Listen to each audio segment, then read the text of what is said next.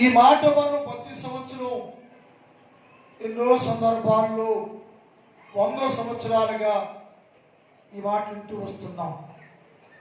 క్షమాపణ, ప్రార్థన, ఆశీర్వాదము, అప్పగింత అనే పదాలు ఈ వాక్య భాగములో వ్రాయబడ్డాయి. మొదటిగా యేసు ప్రభుల వారు ప్రార్థనతో ఈ వాక్యాన్ని ప్రారంభించారు. సిలువేయబడ్డారు, సిలువ మీద ఉన్నారు, శ్రమలో ఉన్నారు, ప్రాణాపాయ పరిస్థితుల్లో ఉన్నారు. ఆ పరిస్థితుల్లో కూడా లోకం గురించి ఆలోచిస్తూ ఉన్నారు. తండ్రితో విజ్ఞాపన చేస్తూ ఉన్నారు. ఏమని? తండ్రి అని ప్రారంభించారు. తండ్రితో ప్రార్థన విజ్ఞాపన చేయడానికి కారణం ఏంటయ్యో? తండ్రి అని ఎందుకు మాట్లాడుతూ ఉన్నారు? తండ్రికి ఏం చెప్పాలనుకుంటారు? ఆయన యేసు ప్రభుల వారు సిలువలో ఉన్నప్పటికీ, బాధలో ఉన్నప్పటికీ తండ్రికి ఏం చెప్పాలనుకుంటున్నారు అనే విషయాలు ఇక్కడ ఉన్నాయి. అక్కడ ఏమంటే తండ్రి అని విజ్ఞాపన చేస్తూ ఆయన మాట్లాడారు. వారు ఏమి చేయించున్నారు అన్నాడు. ఎవరు వారు? చిన్నపిల్లల కాదు. ఎవరు వాళ్ళు? మోటు వాళ్ళు కాదు. ఎవరు వారు? విద్య లేని పాపంలో కాదు. వారన్నీ ఎలుగంటే పవిత్ర, అన్ని రంగాల్లో ప్రావీణ్యత కలిగిన వారు. యూతులు, అధికారులు, శాస్త్రులు, పరిచయులు, అన్న, కైప, హేరోదు, పిలాతు, రాజు భటులు, ఇలా 9 వర్గాలు ఆ స్థలంలో ఉన్నారు. వీరి గురించి మాట్లాడుతున్న మాట సభ ఎదురుగా ఉంది. సభలు లక్షల మంది ఎదురు ఉన్నారు. అందరూ గురించి చేసండి. తండ్రి ఇదేం చేస్తున్నారో తెలియదే వారికి తెలియదా? సిలువేస్తున్న వారికి యేసును సిలువేశారు, చంపేస్తున్నారు, సిలువేయమన్నారు. అంటే యేసు ఏమంటాడంటే తండ్రి మరి ఏం చేస్తున్నారో వారు తెలియదయ్యా అంటే ఏం తెలియదు వాళ్ళకి. తెలియదా అంటే లేఖనాలు చక్కటి మనతో మాట్లాడుతున్నాయి. ఏం తెలియదయ్యా వారికి? వారికి మేమే జ్ఞానవంతులము అని తెలుసు, తెలియగలవారము అని తెలుసు, మాకు అంత అర్థమైంది అని తెలుసు. కానీ యేసయ్య అన్నారు వారికి ఈయనే రక్షకుడు. శిలువలో ఉన్న వ్యక్తి ఎవరయ్యంటే రక్షించేవాడు. తన ప్రజలు వారి పాపములో నుంచి ఆయనే రక్షిస్తాడు అన్న సంగతి వారు ఎరగరయ్యో. తండ్రి మీరు ఏం చేస్తున్నారయ్యో అర్థం కావట్లేదు. చేసేవాడు తెలుసయ్యో, కానీ వాళ్ళు చేసే తప్పని ఎరగరా అంటే యేసు అన్నాడు వారికి ఎరగరయ్యో. ఎందుకు ఎరగరంటే నా ప్రజలు నన్ను ఎరగరు, నా ప్రజలు నన్ను ఎరగరు. నేనేంటో నేను ఎవరినో తెలుసు వారికి. ప్రవచనాలు ప్రవచించబడ్డాయి. నాకంటే నేను పుట్టక ముందు 1000 నుంచి 7 నుంచి 9 నుంచి ఎన్నో వందల సంవత్సరాలు నా రాక గురించి ప్రకటన చేయబడ్డాయి, వాగ్దానం ఇవ్వబడింది. అయితే మీరు ఏం చేస్తున్నారో వారికి తెలియదయ్యో అని శాస్త్రుల గురించి, అన్నా కైపా గురించి, ప్రధాన యాజకుల గురించి మాట్లాడుతున్న మాట అంటే మీకు ఏం తెలియదంటే నేనే రక్షకుడను అన్న సంగతి వారికి తెలియదయ్యో. నేను రక్షకుడన్న సంగతి వారికి తెలియదు. అపొస్తలుల కార్యాలు 5వ అధ్యాయం 31 చదువుదాం. అపొస్తలుల కార్యాలు 5వ అధ్యాయం 31 చదువుదాం. ఇశ్రాయేలులకు మారు మనస్సును పాప క్షమాపణను దయచేయడానికై దేవుడు ఆయనను రక్షకునిగాను అధిపతినిగాను హెచ్చించి ఉన్నాడు అన్న సంగతి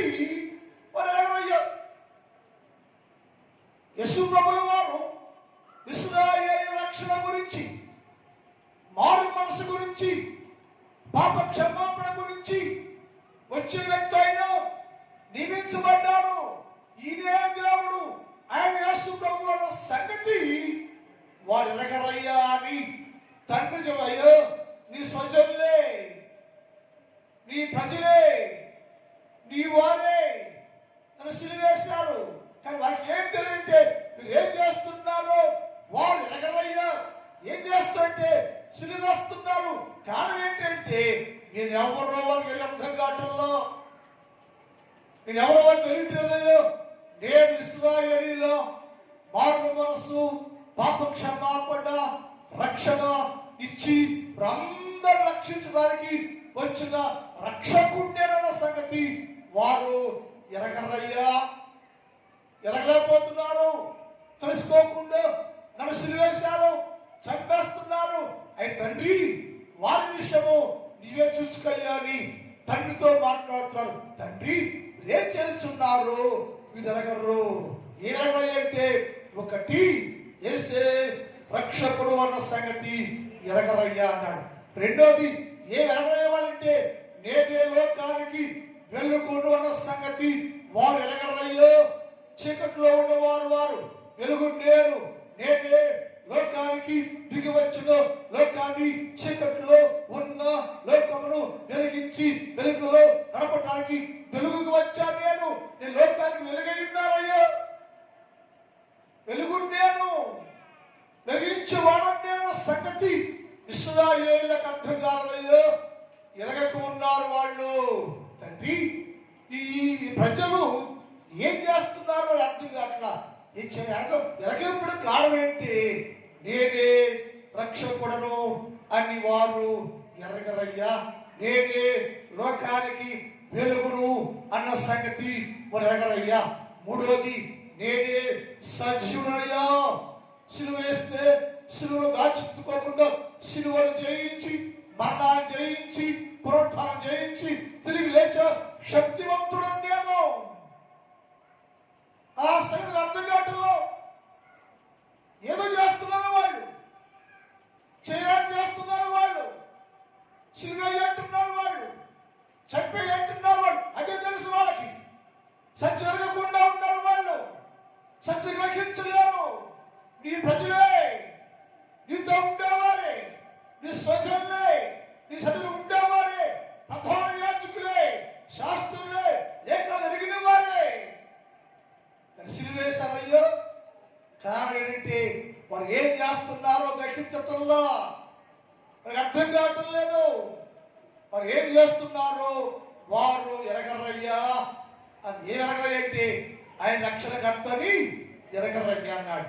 రెండోది ఏం చేస్తుంటే నేనే వెలుగున్న సంగతి ఎరగరయ్యా వాళ్ళు అన్నాడు. మూడోది నేనే పురాణంతో సిలువను జయించే మృత్యు చేయండి అయ్యా సజీవుడన్న సంగతి ఎరగరయ్యా అన్నాడు. నాలుగో చెప్పాడు వారు ఎరగరయ్యా. ఏమేమంటే నేను సర్వశక్తి మంతుడను. నేను సర్వశక్తి మంతుడు సంగతి ఎరగరయ్య వాళ్ళు ఆ మాట చెప్పాను. అబ్రహాంతో మాట్లాడాను. ఆదిలోనే పితరుడైన అబ్రహాంతో మాట్లాడాను. ఆదికాండం 17వ అధ్యాయం 1 చదువుతాం. ఆదికాండం 17:1. అబ్రహాము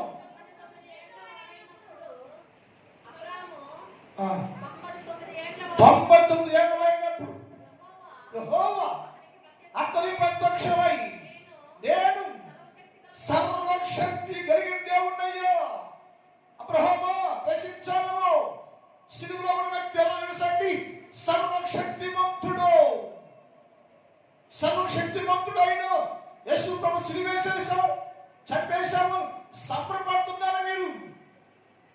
ఇది మానవుడు చేసే అపవాద క్రియది, సాతాన క్రియది, సాతాన్ నేచర్ మైండ్ అది. ఏమి చెప్పాడు? ఆ సిలువలో ఉన్న వారు ఎవరు తెలుసు? సర్వశక్తిమంతుడు. యేసు ప్రభుల వారు సర్వశక్తిని దేవుడు అయ్యా. వారికి అది అర్థం కాక ఎరగక సిలువేసి చంపేసి నా దగ్గర చుట్లు వేసి వస్త్రాలు పంచుకుంటారు వాళ్ళు. నా వస్త్రాలు అమ్ముకుంటున్నారు వాళ్ళు. నా వస్త్రం పంచుకుంటున్నారు వాళ్ళు. అంటే మానవ లోకానికి యేసు క్రీస్తు ప్రభు యొక్క శక్తి సామర్థ్యము ఆనాటి నుంచి ఈనాటి వరకు అర్థమే కాదా. ఎరగకుండా ఉండను, తెలియకుండా ఉండను. ఏం చేస్తున్నది అర్థం కావట్లేదు. ఏం చేస్తున్నది అర్థం మనసు అర్థం కావట్లేదు. వారు ఎరగరు కనుక వారిని ఏం చేయమనంట?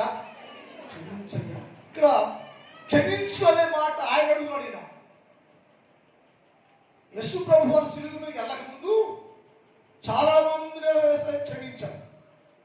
యేసు ప్రభుల వారు సిలువ వేయబడక ముందు సేవ ప్రారంభించి అనేక సందర్భాల్లో యేసు ప్రభుల వారు చాలా మంది పాపాన్ని క్షమించారు. పాపాత్మ వచ్చింది, యేసుని మోకరించింది, ఏడుస్తూ ఉంటే నీ పాపము క్షమించబడి ఉన్నవి, సమాధానం కలుగుతాయి, లేచిపో అని చెప్పాడు. అంటే ఆయన పాపాన్ని క్షమించాడు. అంటే ఆయనకేముంది అధికారం? పాపాలు క్షమించే పక్షవాదులు వాడు యేసు ప్రభు దగ్గర ఆ పక్షవాదులు తెస్తే యేసయ్య అన్నాడు, ఈ పక్షవాదులు వాడు చెప్పాడు, నీ విశ్వాసం గొప్పది, నీ రోగం పోయింది పో అన్నా. ఏంటంటే నీ పాపములు క్షమించబడి ఉన్నవి అని చెప్పాడు. అందుకు భక్తుల శాస్త్రులు పరిశీలన అడిగారు, పాపాలు క్షమించే అధికారం నీకు ఎక్కడయ్యో? మనిషి కుమారుడు సర్వాధికారము పొందాడయ్యో, నేనే పాపాలు క్షమించే శక్తి కలిగిన దేవుని కుమారుడు అనబడే యేసుక్రీస్తు ప్రభు నేనే. నాకు ఏ అధికారం అంటే పాపాలు క్షమించే అధికారం ఉంది. అని జీవించు సిలువ మీదకి వెళ్ళక ముందు దాకా అనేకులను వారి వారి పాపాలు క్షమించాడు. వారి పాపాలు క్షమించాడు, పాపవస్తులు క్షమించాడు, ఎందరో పాపాత్మలు క్షమించాడు. ఇప్పుడు ఏమంటే సిలువ ఎక్కినాక స్వరం మారింది. సిలువ ఎక్కినాక స్వరం మారింది. ఏమన్నా ఇప్పుడు, అయ్యా తండ్రి మీరు ఏం చేస్తున్నారో మీరు క్షమించు. ఇక్కడ క్షమించలేరు ఇప్పుడు. ఎందుకని? ఎప్పుడైనా సిలువ ఎక్కాడో యేసు ప్రభుల వారు సర్వమానవాళి పాపం అంతా యేసుక్రీస్తుపై ఉంది. సర్వమానవాళి పాపం అంతా యేసు మీద మోపడి ఉంది. ఇప్పుడు ఏమైనా పాప స్వరూపానికి మార్చబడ్డాడు. నీ పాపమంతో నీ శాపమంతో యేసు ప్రభుల వారు సిలువ వేసుకున్నాడు. ఆ సిలువగానే స్వామి మారిపోయింది. నీ పాపం ఆయన మీద ఉంది, పరిశుద్ధం పోయింది. అది వేసానంటే తండ్రి ఏం చేస్తున్నారో కాబట్టి నీవు చూసుకోయ్యా, నువ్వు క్షమించయ్యా, వీళ్ళు నువ్వు క్షమించు, నేను క్షమించడానికి అధికారం కోల్పోయాను. నేను ఏమైనా అంటే అందరి పాపము నా మీద మోపబడి ఉన్నప్పుడు నేను సిలువ మీద పాపిగా ఉన్నాను. నేను అందరి పాపం నా మీద ఉంది. గతకాలం క్షమించాను, నేను పరిశుద్ధిగా ఉన్నాను. ఇప్పుడు పాపం మోస్తున్నాను నేను. అందుకే తండ్రి వారు ఏం చేస్తున్నారు? వారు నేను క్షమించాలి. నేను క్షమించు ఇప్పుడుగా, నేను క్షమించే స్వరూపాన్ని కోల్పోయాను. నేను తండ్రిగా నీకు అప్పచెబుతున్నాను. నేను వారిని ఏం చెప్తే క్షమించాలయ్యో. ఎందుకంటే యేసయ్య లేని మాట ఆ పరిస్థితుల్లో కూడా, ఆ శిక్షలో కూడా యేసు ప్రభుల వారు శత్రువును ప్రేమిస్తున్నాడు. మనం నేర్పడేసేది మన జీవితంలో చాలా అవసరం. ఇది మనము కూడా శత్రువు ప్రేమించాలి. శత్రువు మనకు తెలుసు, శత్రువు అని మనకి తెలుసు. తెలిసినా సరే ప్రేమించాల్సిందే, శత్రువు ప్రేమించాల్సిందే. ఎందుకంటే యేసుక్రీస్తు ప్రభు అదే నేర్పాడు మనకి. ఎందుకు చెప్పండి? తండ్రి వారు ఏం చేస్తున్నారు వారు తెలియదయ్యా, నువ్వు క్షమించు, నువ్వు చూసుకో అని వారి పాపం అంతా తండ్రికి చెప్పేశాడు. మనము కూడా శత్రువునితో ఉంటే, శత్రువు ముందుంటే, నీ పక్కనే ఉంటే నువ్వేంటంటే అతను శత్రువు ప్రేమించు, క్షమించు, మన్నించు. అతను శిక్ష అంతా తండ్రికి అప్పచెప్తే ఆయన తీసుకుంటాడు. శిక్ష అధికారం మనకు లేదు. మనం ప్రేమించడం మన పని. మత్తయి సువార్త 5వ అధ్యాయం 44 చూద్దాం. 45 మత్తయి సువార్త. ఆయన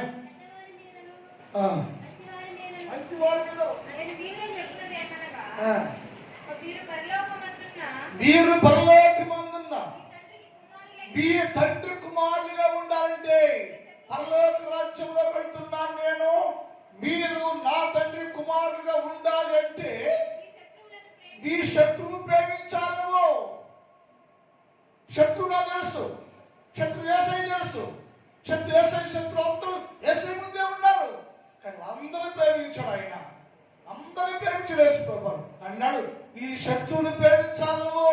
తర్వాత నిన్ను హింసిస్తుంది, ఎవరు హింసిస్తున్నారో, ఎవరు దూషిస్తున్నారో వారి కోసం ప్రార్థించేదేవో. పేస ఏం చేస్తున్నాడు? తండ్రి వాడు సిలివేశారయ్యో, కొట్టారయ్యో, పొడిచారయ్యో, వారు క్షమించాయని తండ్రి కోసం ఆయన ప్రార్థన చేయాలి. క్షమించయ్యో, క్షమించయ్యో, శిక్ష వేయొద్దయ్యో, శిక్ష వేయొద్దయ్యో, క్షమించయ్యో, స్వభావాన్ని హృదయాన్ని మార్చుదన్న నీ వారికి శిక్ష వేయకుండా క్షమించయ్యని వారి పట్ల క్షమాపణ కోరుచు ఉండెను. తర్వాత ఆయన చెడ్డవారి మీదను మంచి వారి మీదను ఆయన సూర్యుడి వలె ఉదయింపు ఆయన అందరి మీద దయాకాంతిని, క్షేమాన్ని, ఆశీర్వాదాన్ని, అభిషేకాన్ని, క్షమాపణ ఇచ్చి అందరినీ క్షమించే నీతిమంతులుగా మార్చే దేవుడు యేసు ప్రభువు వారు చెప్పాడు. తండ్రి వారు ఏం చేస్తున్నారు? వారు ఎరగరుగాక వారిని క్షమించయా అని చెబుతూ మనకే చెప్పేంటి, మీరు కూడా పరలోకపు రాకు తండ్రి కుమారులుగా ఉండాలంటే మీరు కూడా ఏం చెయ్యాలంటే మీరు కూడా ఆవలే నావలే మీ శత్రువుని ప్రేమించు, శత్రువుని క్షమించు, శత్రువు కోసం ప్రార్థించే. శత్రువు తెలుసు మనకి, యేసు ప్రభుల వారికి యూదా ఇస్కరియోతు శత్రువు అని తెలుసు, చివరిగా తెలుసు ప్రతి బిగిన్ నుంచి. కానీ యేసు ప్రభు ఎప్పుడు కూడా అతను ఏమీ మాట్లాడాడు. ఇలా చేస్తున్నా యూదా అన్న ఆయన తెలుసు ఏం చేస్తున్నాడో. యూదా చేసేవన్నీ విడిచిపెట్ల ఏ మాట ఎక్కడ కూడా చచ్చిపోయిందా కూడా ఏ మాట. కానీ అతని మరణాన్ని తెచ్చుకుని ఆయన ఏమల్లా యూదా నాతో ఉన్నారు, ఏం పర్లేదు నీకు బుద్ధి లేదు అన్నా.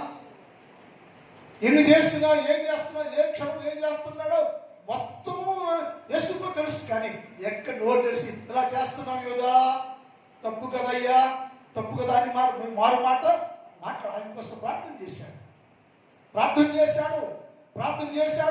మనసు మార్చయ్యో, హృదయం మార్చ ప్రార్థన చేశాడు. కానీ యూదా తన మరణాన్ని తానే తెచ్చుకున్నాడు. యేసయ్య అతనికి ఏ హాని చేయాలి. అది మనం కలిగి ఉండాలి. క్షమించే మనసు కలిగి ఉండాలి, ప్రేమించే మనసు కలిగి ఉండాలి. శత్రువు తెలిసినా కూడా క్షమించాలి, శత్రువుని ప్రేమించాలి, శత్రువుతో ఐక్యతగా ఉండాలి, కలిసి ఉండాలి. నిర్ణయించేది దేవుడు. అంటే కృప రోజు మనం ఈ మొదటి మాటలు క్షమాపణ స్వభావాన్ని మనం కలిగిన వారిగా ఉండుగాక.